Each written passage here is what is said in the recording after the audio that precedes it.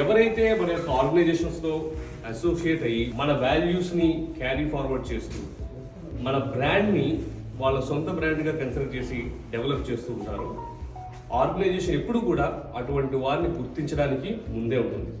ఇంచుమించు 24 months వరకు ఇంతవరకు మనతో పాటు వర్క్ చేసి వీళ్ళ ట్రాక్ రికార్డ్ చూసినప్పుడు క్యాన్సిలేషన్స్ కానీ, కస్టమర్ సాటిస్ఫాక్షన్ కానీ, టైమ్లీ రిపోర్టింగ్ కానీ, నెంబర్ ఆఫ్ లీవ్స్ కానీ తక్కువ తీసుకోవడం, వీళ్ళ ద్వారా బిజినెస్ అనేది పక్కన పెడితే మనకు వచ్చింది ఏంటంటే ఒక మంచి పేరు, రైట్?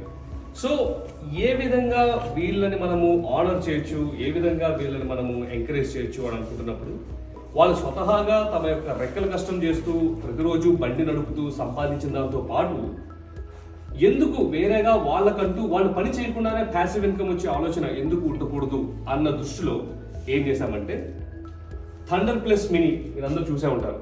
అందరూ ఇంతవరకు థండర్ ప్లస్ లైట్ ఈ పెద్ద ప్రోడక్ట్ చూసే ఉంటారు, థండర్ మినీ.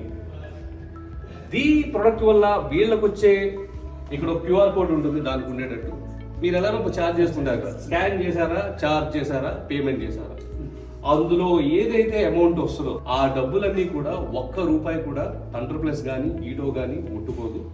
ఆ డబ్బులన్నీ కూడా మీ యొక్క బ్యాంక్ అకౌంట్లోనే పడతాయి.